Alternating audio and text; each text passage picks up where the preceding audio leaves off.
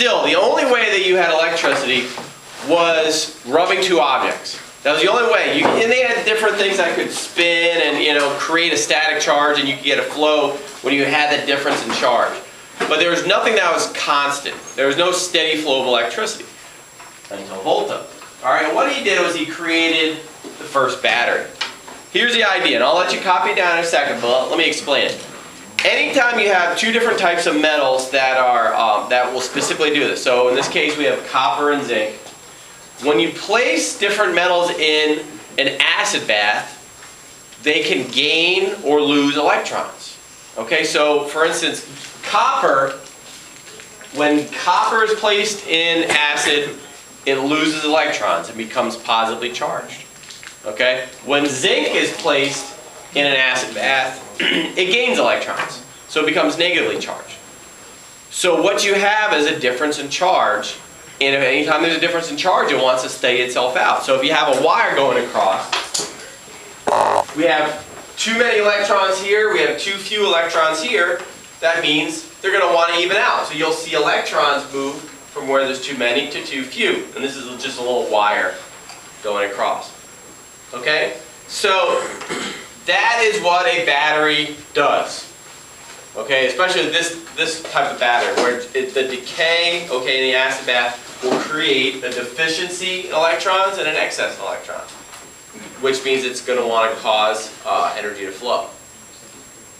Okay, now one little thing that you got to understand, that we're starting right now, we're going to have to change our thoughts. If you think about the way the electrons flow, electrons will go from where they're negative to positive, because negative means there's too many, positive means there's too few, so they're going to go that way. However, hundreds of years of convention means that we will always say that current, electrical current, will go from positive to negative.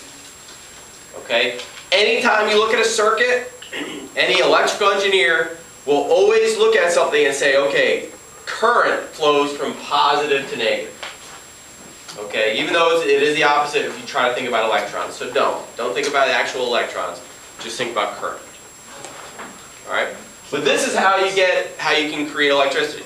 You could do the same thing, and some of you might have seen, they have, you know, certain stores, they sell like clock that could run on a potato or an orange, where you have two different types of metal, say zinc and copper, little spikes that you stick in a potato or stick in an orange, and the acid from that will give you enough of a difference in charge to power small electronics. Okay, I think they've even done it with like a little computer too. But that's how you do it, because you just have metallic decay in an acid bath. Okay? Alright, any questions with that? No, sir. No? We can copy them? Yeah, I'll pause now. We copy. Alright. So, the difference in charge we call potential difference. Okay? Potential difference is just another word for voltage. You might see on, say, U-Texas, where I mentioned either potential difference. They even say EMF. Okay, EMF will also be voltage, but voltage is just a short term for potential difference. It's the potential for electric to flow between the difference in charge. Okay, with a battery, that's direct current, because it's just a constant flow of the same amount of current, DC. All right. What do we have when we plug in the wall?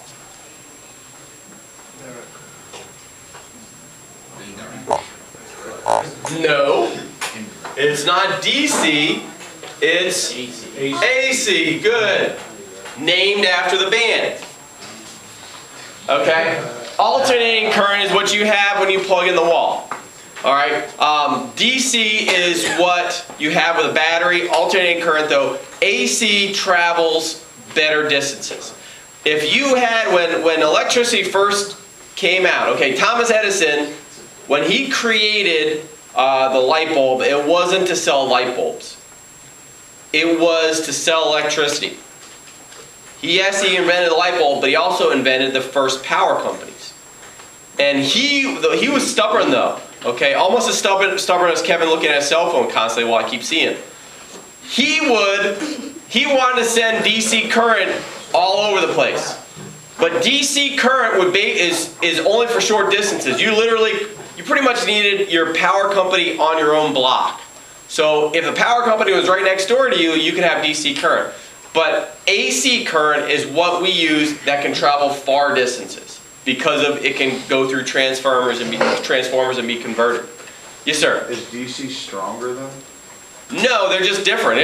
DC means it's a set voltage. AC means it goes from positive 5 volts to negative 5 volts or whatever it is. It's really 120 for us.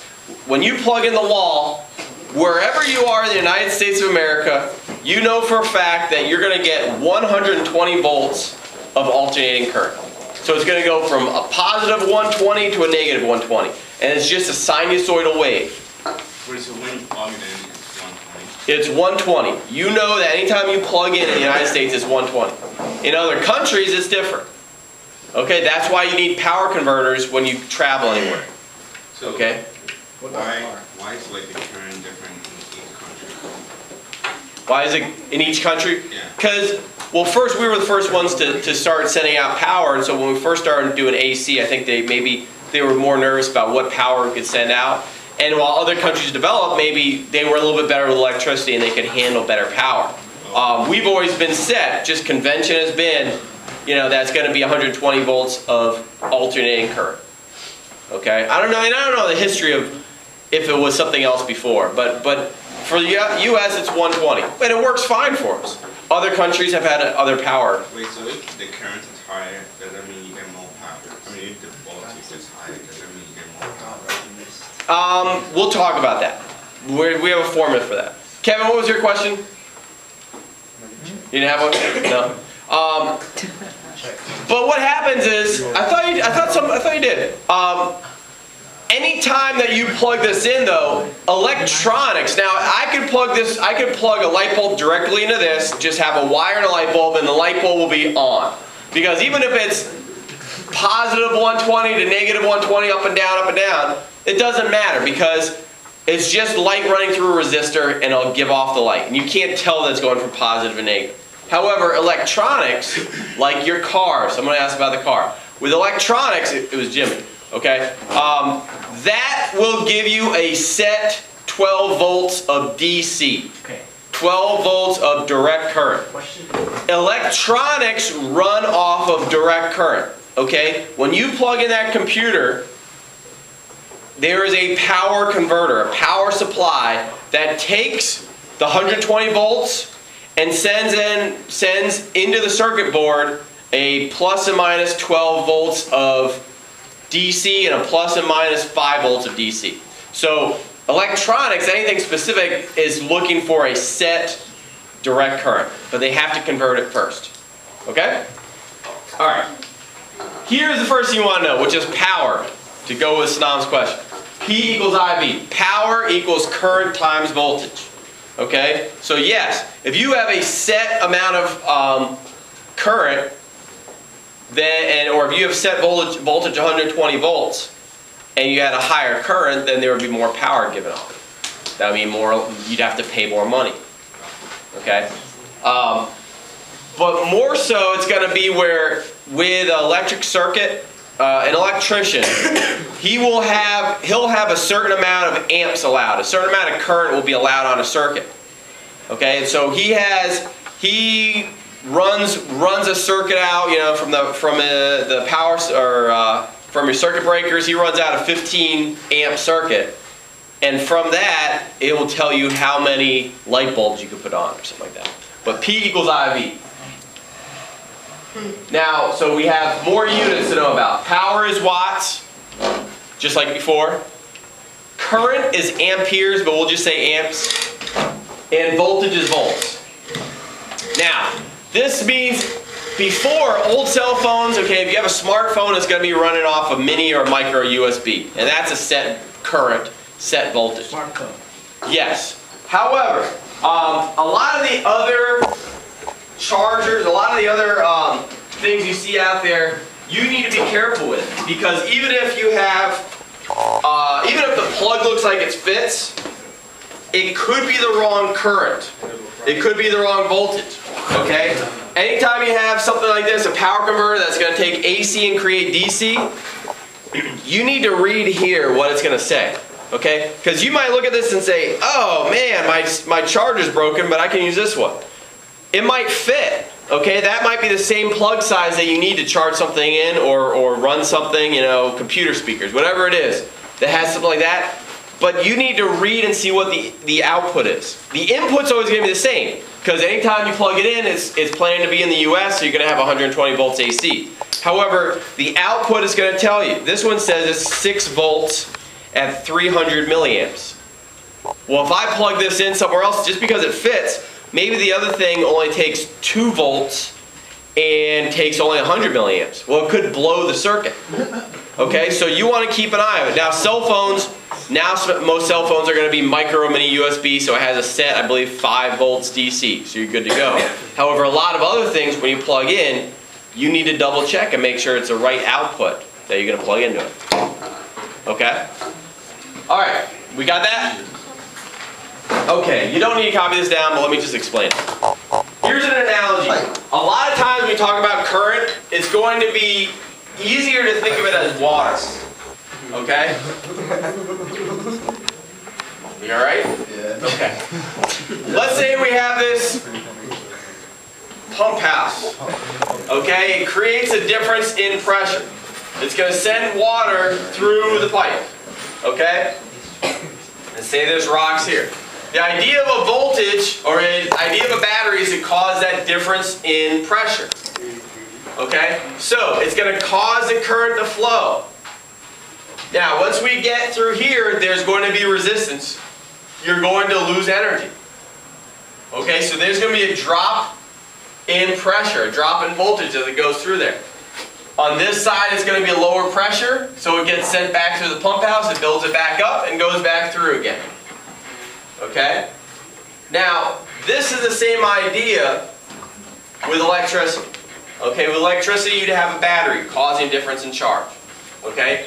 As it runs through, once it gets to some kind of resistance, it's going to lose its voltage. It's going to lose its energy. Okay? So the voltage on this side before is not going to be the same as the voltage on that side after. Okay? So you have resistance, you have a power supply, okay, and you have current flowing. Alright? Here is what it looks like with electricity though. Here's my power supply. Okay, most of you that have taken any kind of engineering class, you call this a cell.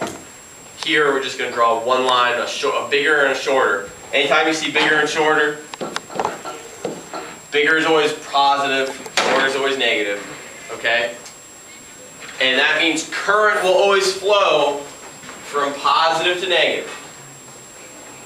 V equals IR. And I'll give you time to copy that down. We'll pause for station. Remember that current will always flow from positive to negative.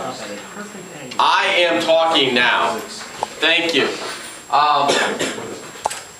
With resistance, so that's the fourth thing you need to know. So you have power, current, voltage, and resistance.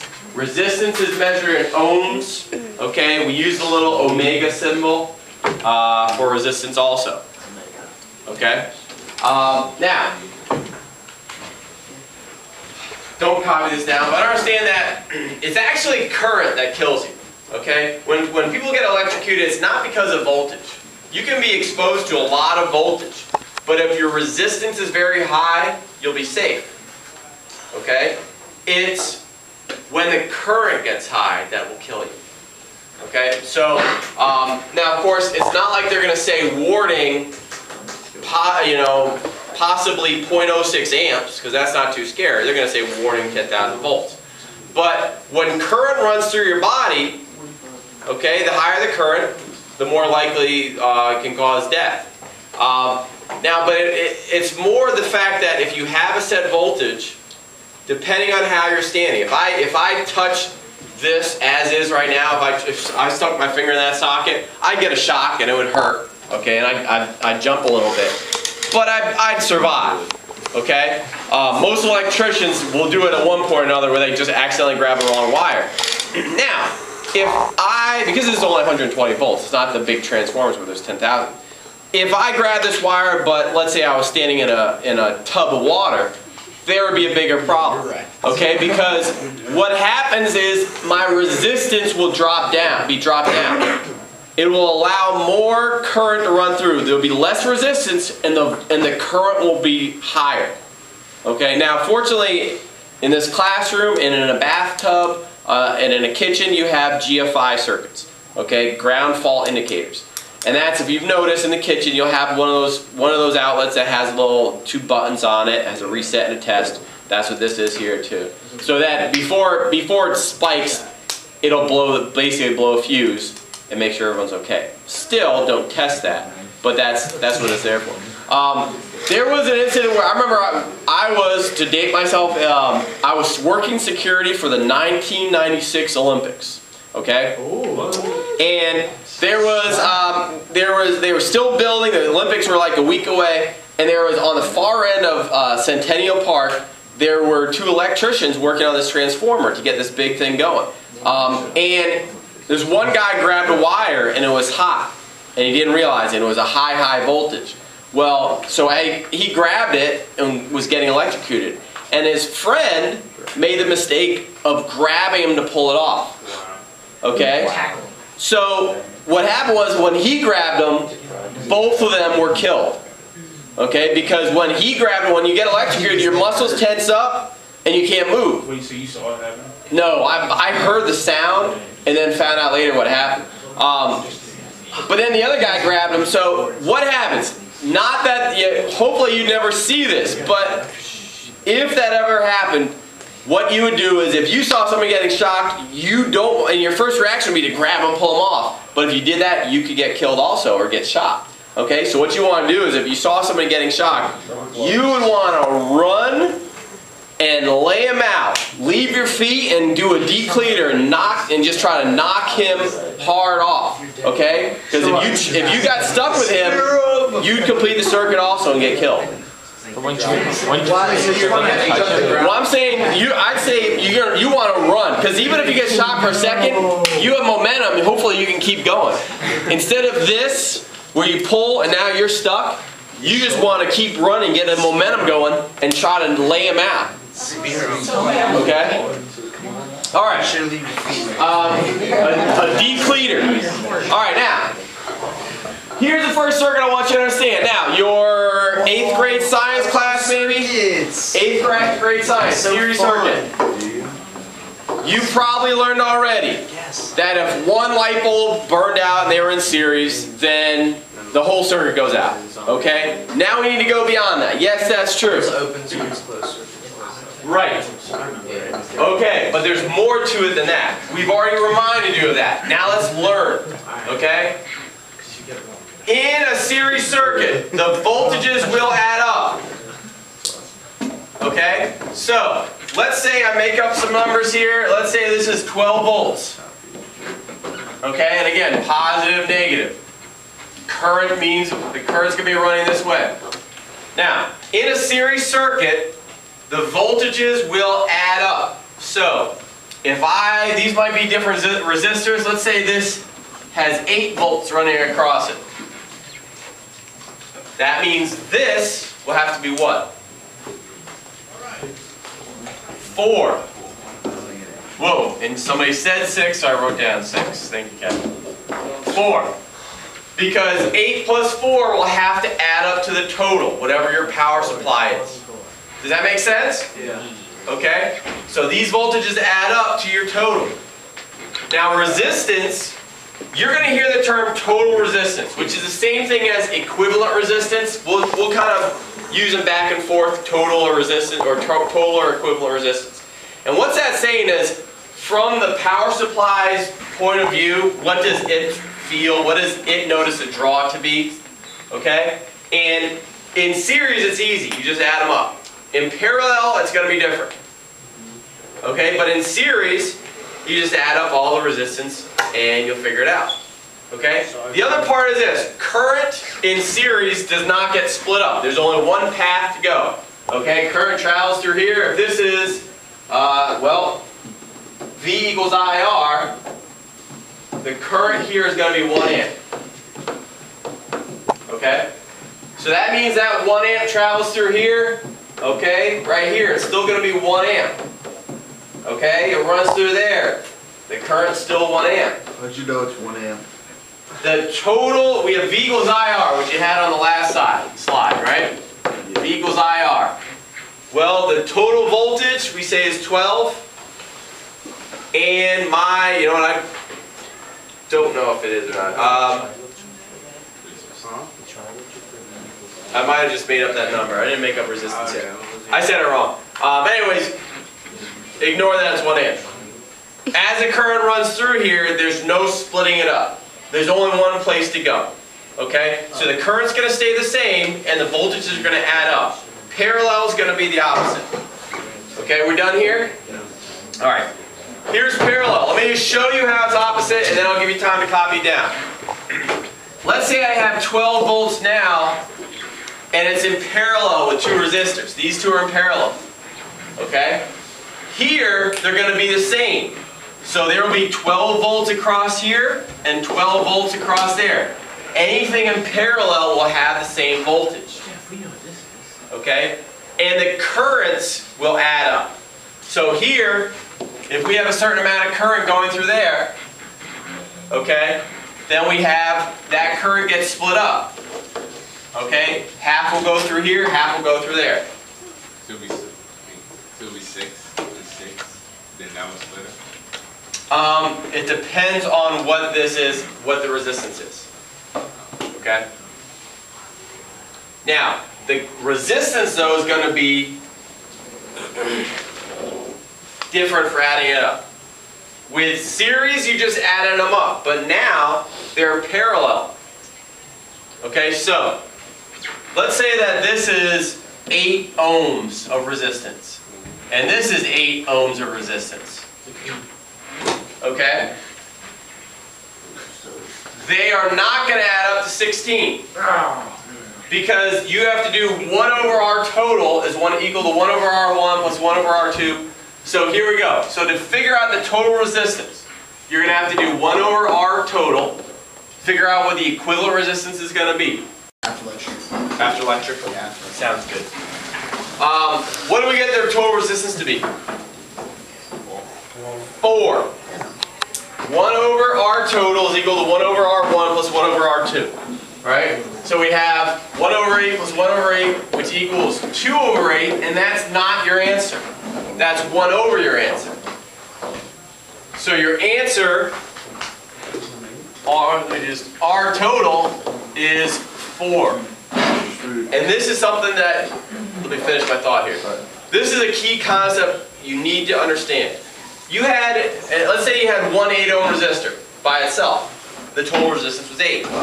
Then you put another resistor in parallel with it, and the total resistance went down. Okay? Now, also notice this is a shortcut you can always use. If you have resistors that are in parallel and they're the same number, you can divide them out. So if I have 2 8 ohm resistors in parallel, it becomes 4. Okay? If I had 3 8 ohm resistors in parallel, I can divide it by 3.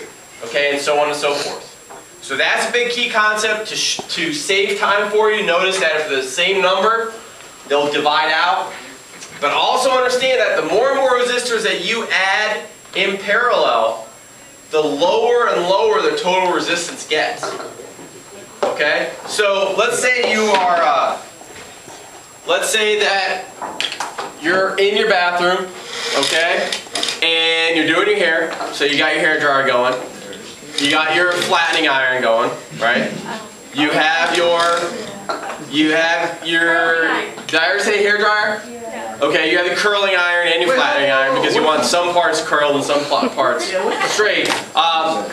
You have your stereo playing because you want to listen to good music while you're doing it. You have your refrigerator just in case you need a bottle of water going. So we have all the things plugged in. Every single time you plug something into the circuit more and more, you lower and lower the resistance. Dang. Okay? What happens when you plug too many things into a circuit? What It blew. Yeah. doesn't blow up, fortunately, because your house is safe, but what does happen? The light bulb. It blows a fuse, right? You got to run down and go to the circuit breaker and turn it off and on again. Okay? Because what happened was all those resistors lowered and lowered the total resistance. And because the total resistance went lower, the current goes higher. Okay? Because V equals IR. So if current is voltage divided by resistance, and this is always going to be 120, the lower and lower that this gets, the higher and the higher the current will get. And if you had too much current, if you didn't have a circuit breaker, too much current running through those wires would cause a fire. Okay? I challenge you to do this when you go home. Look and see what type of circuit breaker you have. There's one kind, I think it's called Pacific Electric. I forget. It's been a while.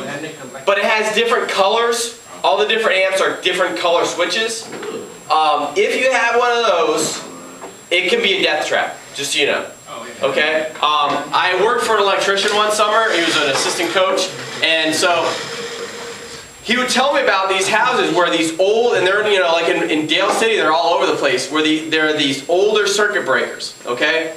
And they would pop all the time when, like, there was barely any current running on it. But if there was a problem in your house, there was one of his neighbors came over one time and just said, listen, you know, it smells like I'm cooking something in my house, but I'm not cooking anything. That's a problem. So he goes over, he's like, let me guess, you have this type of circuit breaker. And sure enough, it was a breaker. And there was a fire behind the wall. Okay? One of our old wrestlers, I was still working with this guy, and one of our wrestlers, his dad had accidentally cut through drywall. And didn't think of anything, and just taped up the wire again, because he accidentally cut the wire, okay, behind the wall. So he wrapped it up with all this stuff, patched up the wall, yeah, no problem. Well, there would be like half the house was out of electricity every now and then. And so he went, and sure enough, there was a small fire already starting to burn behind his drywall. And it was the same type of circuit breaker. So look for it. If it has colorful, if it's, I think it's like Pacific Electric, something like that, those are very dangerous. Anyways. Just to scare you a little bit. Okay? But notice with series, the current had only one place to go and it would stay the same throughout. If it was 1 amp, it would be 1 amp throughout. With parallel, if this is 1 amp here, okay, and in fact if we could figure out our current, the total current going through this circuit, we said the equivalent resistance is 4. So the total resistance is 4. 12 divided by 4 means there's 3 amps. So right now we have 3 amps going through this circuit. Okay, I equals 3. With parallel, that current gets split up. So that means, how much current do you think is going to go through here? 1.5. How much has to now go through there? 1.5. Okay? So the current will get split up, and then when it meets back over here, how much it will be again? 3. Okay? Alright. Just talking about blowing a fuse. We don't want to worry about that question. Okay, that's it. Nice. Nelson.